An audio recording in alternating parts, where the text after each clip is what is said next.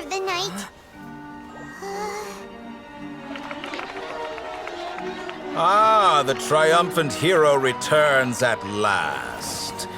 And to a rather spectacular welcome, even if I do say so myself. You're the outcast, expelled from the academia. Indeed I am.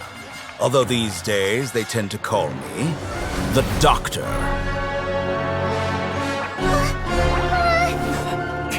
If you're looking for your researcher friend, she has already been taken into confinement. With some basic caution, she could have discovered the listening device on her person.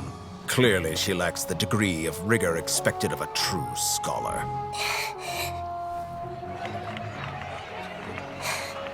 The people of Sumeru City. What have you done to them?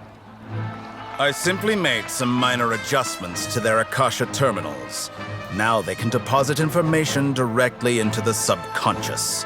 As you can see, all these lovely people now believe this traveler is a hero who has just saved the world.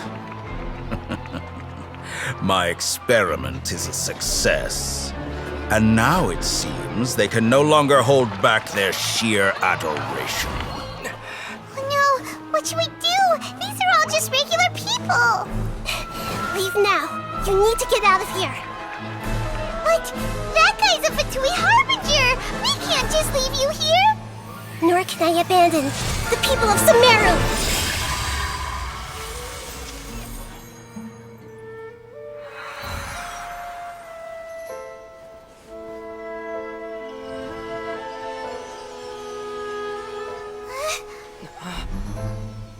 Don't worry. We'll meet again outside of the city.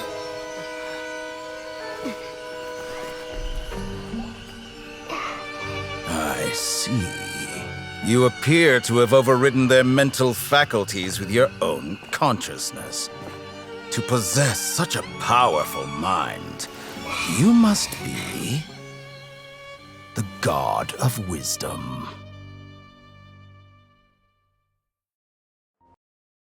Of lies. My fury will never be quelled. The first to betray me was a god.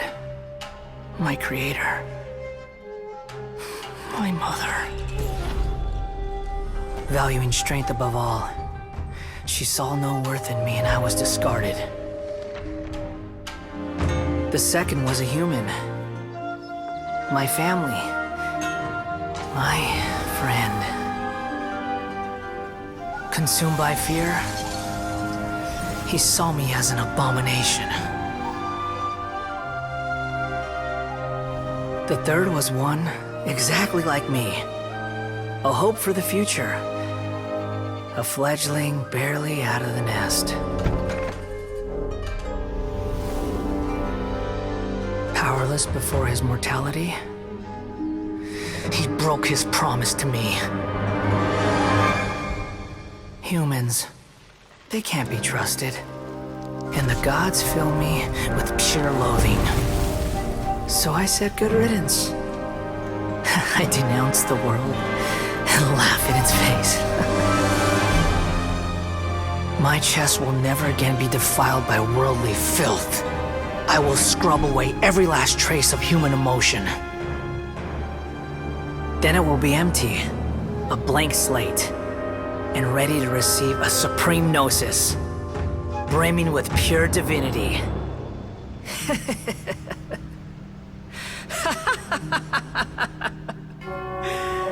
There is no need to fear. The pain will be brief.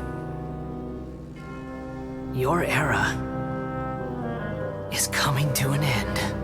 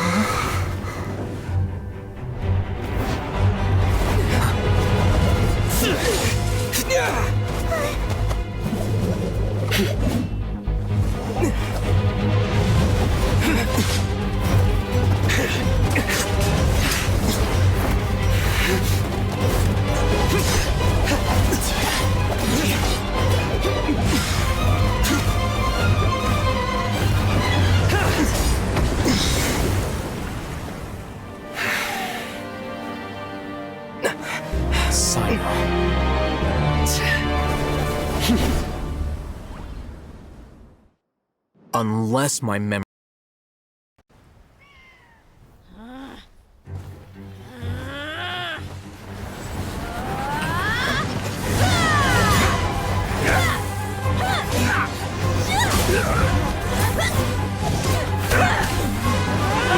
Playmate!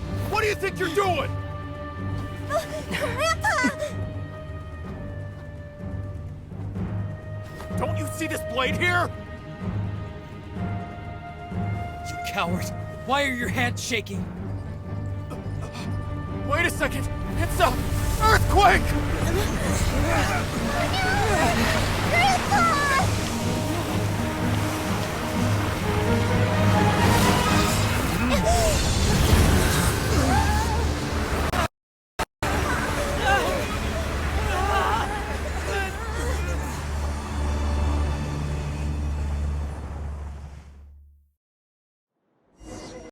Civilization is born of knowledge, but so too can knowledge be its demise. A disaster caught us unaware. It was knowledge that did not belong to this world.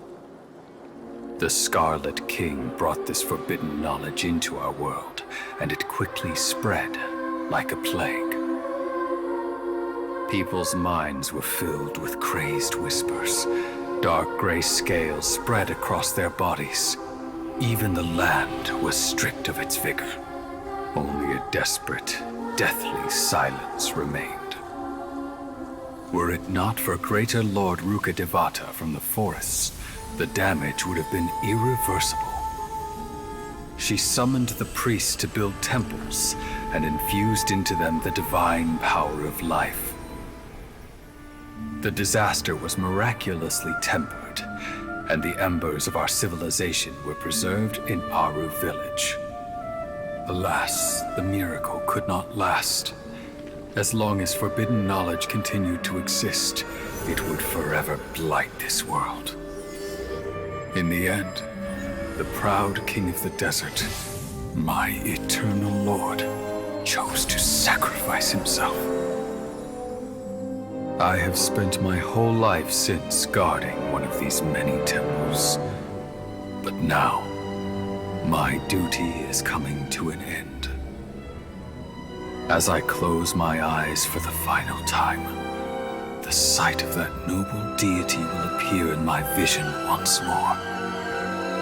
In helping the Scarlet King to eradicate forbidden knowledge, she exhausted her strength, and her form became that of a small child. How strange. Now that I think of her, I no longer have any fear of death, for I sense that the spirit of life will abide with me during my eternal sleep. Children of the desert, cling no longer to past grievances, but hold tight to the memory of this act of benevolence.